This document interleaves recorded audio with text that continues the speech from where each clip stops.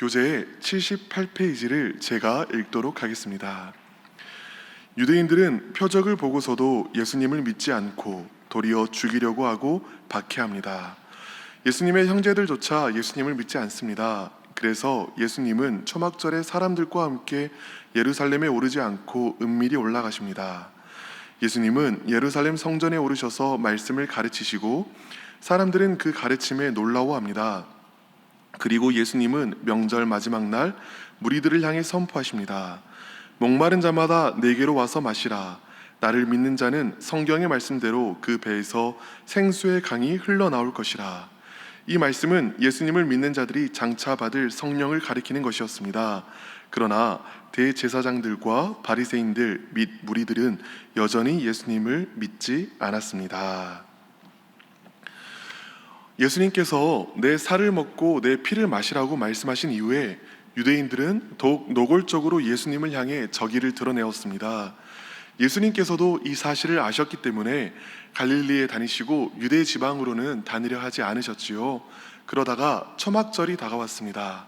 초막절은 1차적으로는 출애굽 시기 이스라엘 백성들이 광야에서 초막을 지어서 살던 때를 기념하는 절기였습니다.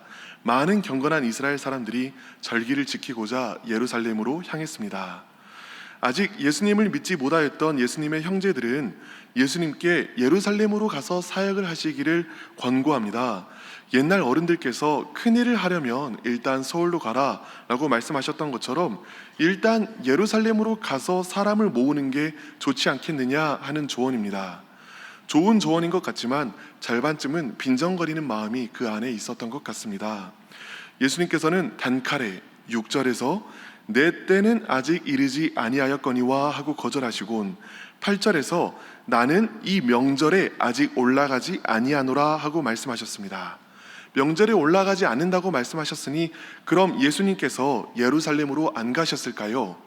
당연히 그러셔야 할 것 같은데 그렇지가 않습니다. 10절을 보면 형제들이 명절에 예루살렘에 올라간 이후로 예수님께서도 은밀히 예루살렘에 올라가신 것을 볼 수 있습니다. 조금 의아하지요. 예수님이 변덕쟁이처럼 느껴지기도 합니다. 어차피 올라가실 거면서 왜 예수님께서는 내 때가 아직 이르지 않았다고 말씀하시고 도리어 형제들에게는 너희 때는 늘 준비되어 있다라고 말씀하셨을까요?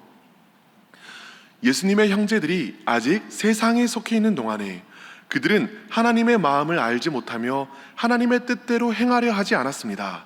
자신이 원하는 것을 자신이 원하는 때에 자기 마음대로 행하는 그들의 삶은 하나님과는 별 상관없는 삶입니다. 그런 의미에서 예수님의 형제들의 삶은 너희 때는 늘 준비되어 있는 삶이다 라고 예수님께서 말씀하신 것이지요. 너희들이 원하는 때에 너희들이 원하는 대로 하니까. 반면 우리는 예수님의 모습을 통해 삶의 결정 하나하나 하나님께 묻고 그 뜻을 구하는 모습을 보게 됩니다. 요한복음 5장 30절에서 예수님께서는 이렇게 말씀하셨습니다.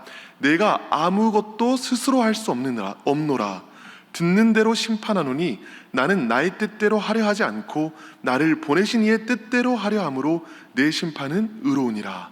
나는 아무것도 스스로 할 수 없고 나는 하나님께 듣는 대로 행한다. 예수님께서는 삶의 모든 과정을 하나님께 묻고 하나님의 뜻대로 행하셨습니다. 이것이 성자 하나님이신 예수님께서 성부 하나님과 누리셨던 친밀한 교제의 핵심입니다. 하나님께 묻고 그분이 하시는 말씀을 들으며 그 말씀에 순종하는 삶이지요. 예수님께서 보여주시는 모습이 이러하다면 우리 역시도 이런 모습을 닮아 나가야겠습니다. 그래서 첫 번째 기도 제목입니다. 하나님께 묻고 하나님께 듣고 하나님께 순종하는 친밀한 교제의 삶을 살게 하여 주시옵소서. 하나님께 묻고 듣고 순종하는 친밀한 교제의 삶을 살게 하여 주시옵소서. 아마 이런 질문을 하게 될지도 모르겠습니다. 아니, 예수님은 하나님이시니 그렇지요. 우리는 그렇게 살 수 없습니다. 우리가 물어도 하나님께서는 대답해 주지 않으십니다. 이 질문을 마음속에 그대로 품고 성경을 계속 읽어 내려가 보도록 하겠습니다. 14절입니다. 예루살렘에 입성하신 예수님께서는 성전에 올라가 가르치기 시작하셨습니다. 사람들은 예수님의 가르치심과 권위에 매우 놀랐지요. 사람들은 예수님께서 전해주시는 말씀을 듣고든 어떻게 저런 놀라운 가르침을 전하실 수 있을까 궁금해하였습니다. 예수님의 대답은 하나님께서 알려주셨다는 것입니다. 16절입니다. 예수께서 대답하여 이르시되 내 교훈은 내 것이 아니요 나를 보내신 이의 것이니라. 그리고 이러한 은혜는 예수님에게만 주어진 것이 아니라 예수님 안에 있는 모든 이들에게 주어진 것입니다. 이후에 예수님께서는 제자들에게 이렇게 말씀하십니다. 요한복음 14장 26절을 미리 읽어보겠습니다. 보혜사 곧 아버지께서 내 이름으로 보내실 성령 그가 너희에게 모든 것을 가르치고 내가 너희에게 말한 모든 것을 생각나게 하리라. 오늘 요한복음을 쓴 요한은 나중에 성도들에게 보낸 편지 요한 1서에서 우리가 성경을 읽을 때에도 이와 같은 일이 일어난다라고 이야기합니다. 너희는 주께 받은 바 기름 부음이 너희 안에 거하나니 아무도 너희를 가르칠 필요가 없고 오직 그의 기름 부음이 모든 것을 너희에게 가르치며 또 참되고 거짓이 없으니 너희를 가르치신 그대로 주 안에 거하라. 요한은 성령께서 우리에게 하나님의 말씀을 밝히 보여주신다, 우리로 하여금 하나님의 뜻을 알 수 있게 해주신다라고 이야기합니다. 그렇습니다. 우리는 하나님의 말씀을 통해 나를 향한 하나님의 뜻을 깨달아 나갈 수 있습니다. 17절부터 19절까지는 왜 유대인들이 예수님 안에 있는 하나님의 뜻을 깨닫지 못했는지에 대한 설명입니다. 이를 통해 우리가 어떻게 나를 향한 하나님의 뜻을 알아갈 수 있는가에 대한 구체적인 지침을 받게 됩니다. 17절입니다. 사람이 하나님의 뜻을 행하려 하면 이 교훈이 하나님께로부터 왔는지 내가 스스로 말함인지 알리라. 먼저는 하나님의 뜻을 알고자 한다면 먼저는 내 뜻이 아니라 하나님의 뜻대로 행하려 해야 합니다. 일단 하나님의 뜻을 들어보고 내 마음에 들면 그렇게 하겠다가 아니라 하나님의 뜻이라면 그것이 무엇이든지 순종하겠습니다 라는 이 자세, 이 순종하려는 자세가 있을 때에라야 하나님의 뜻을 알 수 있습니다. 또한 18절입니다. 스스로 말하는 자는 자기 영광만 구하되 보내신 이의 영광을 구하는 자는 참되니 그 속에 불의가 없느니라. 이 말은 오직 하나님의 영광만을 구하는 예수님은 참된 분이시고 그 가르침 역시 옳다는 말이지요. 성경을 남에게 자랑하고자 읽는 자들, 자신의 지식을 채우고자 읽는 자들, 즉 자기 영광을 구하려는 자들은 하나님의 뜻을 알 수 없습니다. 그러나 예수님과 마찬가지로 하나님께 목마르고 하나님을 갈망하여 하나님의 영광을 알고자 말씀 앞으로 나오는 자들은 하나님을 경험하게 됩니다. 하나님께서는 하나님의 영광을 알기 위하여 갈망하는 마음으로 하나님께 나오는 자들에게 하나님의 영광을 비추어 주시는 것입니다. 마지막으로 19절입니다. 모세가 너희에게 율법을 주지 아니하였느냐? 너희 중에 율법을 지키는 자가 없도다. 참으로 하나님의 뜻을 따르길 원하는 자들이라면 지금 당장 자신에게 주어진 하나님의 뜻이 무엇인지 알지 못하는 때에도 이미 알고 있는 하나님의 뜻에 동의하며 순종해 나가야겠지요. 이 일상의 순종을 통해 하나님께서는 우리의 마음을 살펴보시며 하나님의 뜻을 비추어 주십니다. 이렇게 정리해 볼 수 있겠습니다. 하나님의 뜻에 순종할 준비가 된 자, 참으로 하나님의 영광을 알기 원하는 자, 이미 주어진 말씀에 순종하는 자들은 하나님의 뜻을 발견하게 됩니다. 이런 자들에게 하나님께서는 그분의 뜻을 비추어 주십니다. 그러므로 두 번째 기도의 제목입니다. 나를 향한 하나님의 뜻을 발견하게 하소서. 나를 향한 하나님의 뜻을 발견하게 하소서. 이어지는 19절에서 예수님께서는 너희가 어찌하여 나를 죽이려 하느냐라고 물으셨습니다. 그때 무리들은 예수님을 보면서 귀신 들렸냐고, 대체 누가 너를 죽이려 하냐라고 되물었지요. 그러나 예초부터 예루살렘에 살고 있던 사람들은 예수님을 보자마자 25절에서 아니 당국자들이 죽이려고 한 사람이잖아, 이 사람이 여기서 뭐 하는 거야? 하고 묻습니다. 이들은 예루살렘의 당국자들이 예수님을 죽이려 하는 것을 잘 알았습니다. 이 사람들은 실제로 예수님을 잡고자 합니다. 30절입니다. 그들이 예수를 잡고자 하나 손을 대는 자가 없으니 이는 그의 때가 아직 이르지 아니하였음이로라. 또 44절입니다. 그 중에는 그를 잡고자 하는 이들도 있으나 손을 대는 자가 없었더라.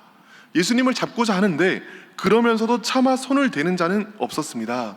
30절은 이 이유를 예수님께서 십자가에 못 박히실 때가 아직 오지 않았기 때문이라고 말합니다. 때, 그러니까 예수님께서 십자가를 통해 영광 받으실 때가 오기까지는 누구도 예수님을 함부로 할 수 없습니다. 하나님께서 예수님을 지키시기 때문입니다. 하나님께서는 하나님의 뜻대로 예수님을 이끌어 나갈 것이고 예수님은 하나님의 뜻 가운데 온전히 순종하실 것입니다. 그러니 어느 사람도 하나님께서 정하신 경계를 넘어서 예수님을 흔들 수 없는 것이죠. 흡사 야곱에게 주신 하나님의 말씀이 생각납니다.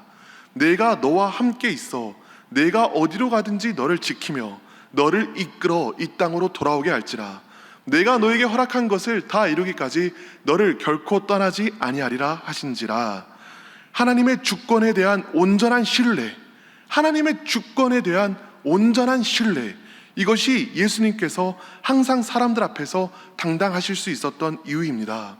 사람들은 자기가 생각하는 각자의 이유를 들어 예수님이 하나님의 아들이신 것과 메시아 되신 것을 부인하려고 합니다. 그런데 예수님께서는 사람의 인정을 필요하지 않습니다. 사람에게 인정받으려고 하지 않으십니다.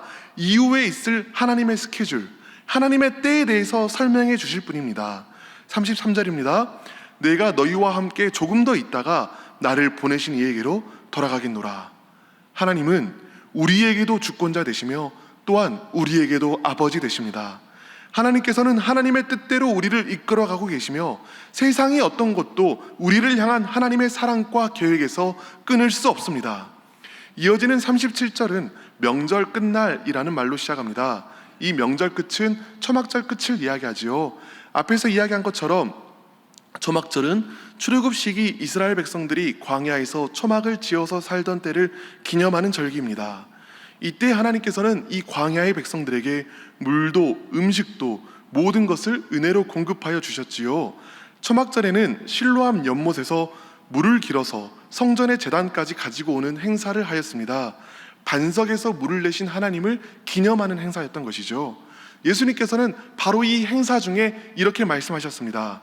누구든지 목마르거든 내게로 와서 마시라. 나를 믿는 자는 성경의 이름과 같이 그 배에서 생수의 강이 흘러나오니라. 39절은 우리 배에서 흘러나오는 생수의 강이 믿는 자들이 받을 성령임을 분명히 말해주고 있습니다. 광야의 반석에서 생수가 터져 나왔듯이 예수님을 믿는 자에게는 성령이 흘러나옵니다. 이미 예수님께서는 사마리아 여인에게도 같은 약속을 주셨습니다. 내가 주는 물을 마시는 자는 영원히 목마르지 아니하리니 내가 주는 물은 그 속에서 영생하도록 솟아나는 샘물이 되리라. 분명 생수의 근원은 예수님이십니다. 그런데 이 예수님을 믿는 자들 그 속에서는 성령이 터져나오게 되는 것이죠. 그러므로 예수님을 믿는 지금 여기에 앉아있는 우리 안에도 성령께서 함께하여 주고 계십니다. 예수님이 승천하신 이후에 오순절에 모든 제자들이 예수님께서 약속하신 성령으로 가득 채워졌습니다. 마찬가지로 우리가 예수님을 믿고 받아들인 그때에 성령께서는 우리 안에 들어와 주셨습니다. 혹 이 안에 자신은 아직 특별한 체험을 한 적이 없다며 성령께서는 아직 내 안에 거하지 않으신가 봐, 나는 특별한 체험을 해본 적이 없어 생각하시는 분이 있으신가요? 여러분의 경험을 보고 믿지 말고 말씀을 보고 믿으시길 바랍니다. 오늘 본문은 믿는 자들이 성령을 받는다라고 이야기하고 있습니다. 무엇보다도 여러분들이 예수님을 믿고 있는 이 믿음 자체가 성령께서 여러분들 안에서 일으키신 기적입니다. 성령께서 먼저 역사해 주지 않으셨더라면 여러분은 믿으실 수 없었을 것입니다. 그런데 여러분이 믿는다는 것은 여러분 안에 성령께서 거하시며 성령께서 이미 여러분 삶 가운데에서 역사하시기 시작하셨다는 것을 의미합니다. 믿는 여러분 안에 성령 계심을 믿음으로 더욱 붙드시길 바랍니다. 이스라엘 백성이 초막을 치며 광야에서 살았을 때 구름 기둥과 불 기둥이 이스라엘 백성을 지키며 인도하여 주었습니다. 이제는 우리로 하여금 예수님을 믿게 하신 그 성령님께서 우리의 구름 기둥과 불 기둥 되어 주셔서 우리를 지키시며 인도하여 주십니다. 그 하나님의 주권으로 우리를 붙드시며 이끌어 가고 계십니다. 성령님께서는 하나님이 계획하신 모든 일들을 다 이루시기까지 포기하지 않으시며 우리를 이끌어가고 계십니다. 또한 이스라엘 백성이 목말라 지쳤을 때 모세는 반석을 쳐서 샘물이 솟아나게 했지요. 우리가 목말라 지쳤을 때 예수님께서는 목말라 갈망하는 우리를 만져 성령께서 그 안에서 솟아나도록, 성령의 샘물이 넘쳐나도록 이끌어 주십니다.